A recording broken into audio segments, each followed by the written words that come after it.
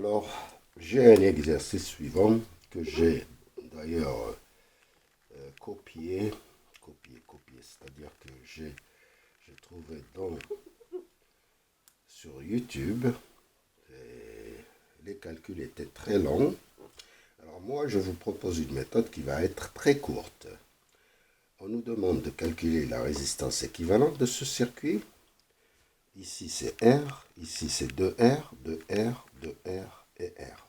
Et on veut calculer les courants I1, I2, I3, I4 et I5 en fonction du courant principal I. Enfin, on peut faire une transformation triangle étoile, celle-là. Donc on va la transformer. Ou bien on peut transformer cette étoile à un triangle, ou bien ce triangle. Donc j'ai choisi celle-là. Voilà, celle-là.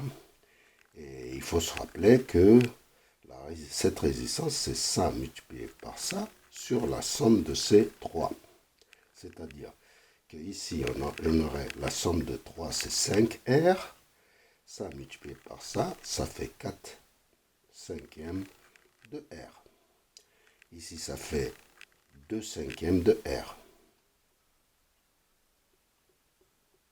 Et ici, c'est pareil, c'est 2 cinquièmes de R.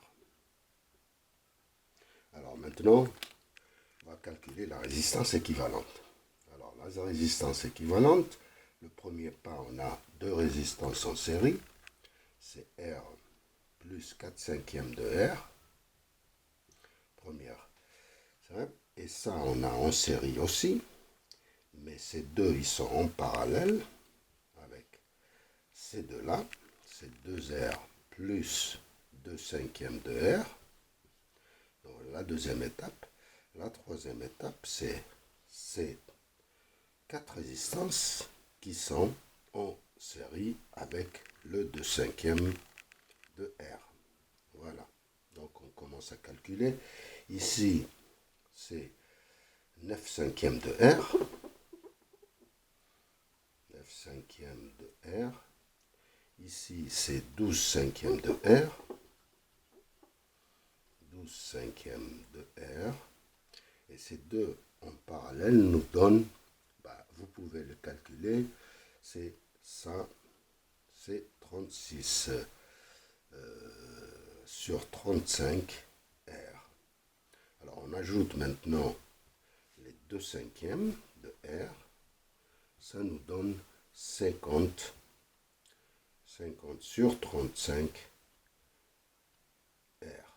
Parce que ici c'est 14 sur 35. 14 sur 35, ça donne 50 sur 35 R.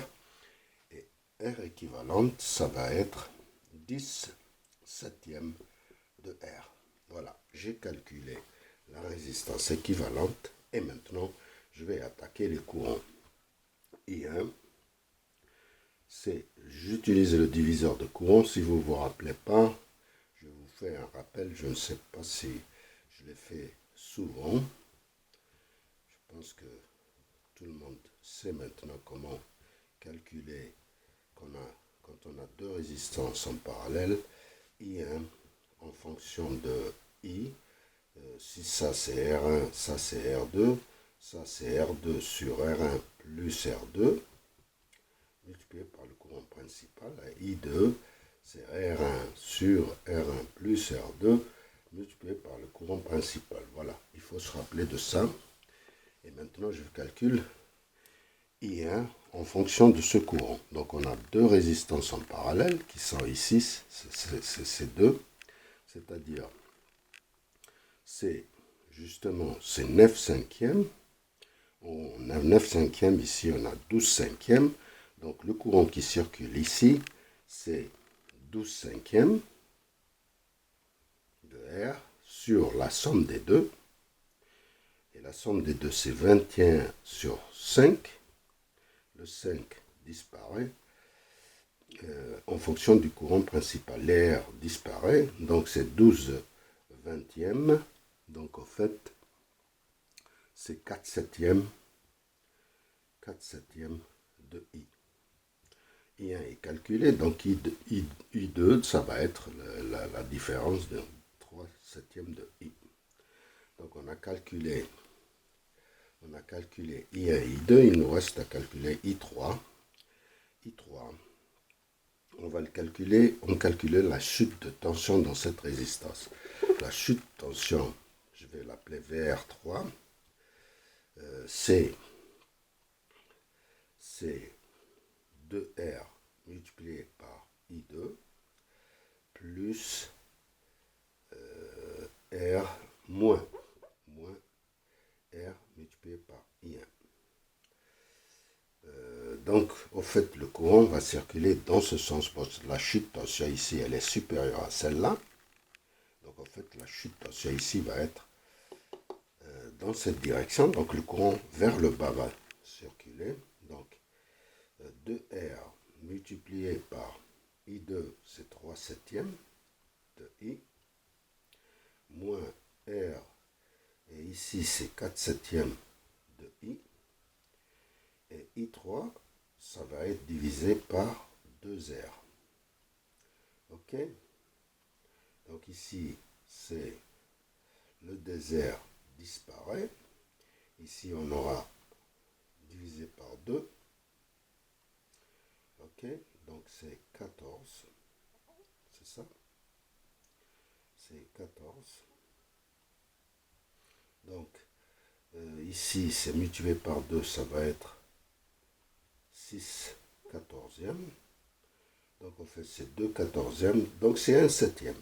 1 septième de I. Donc on a calculé ce courant, c'est 1 septième. Il ne reste plus qu'à calculer I4. I4 c'est I1 moins I3. I1 c'est 4 septièmes moins 1 septième, c'est 3 septièmes de I. Et I5 c'est égal à I moins I4.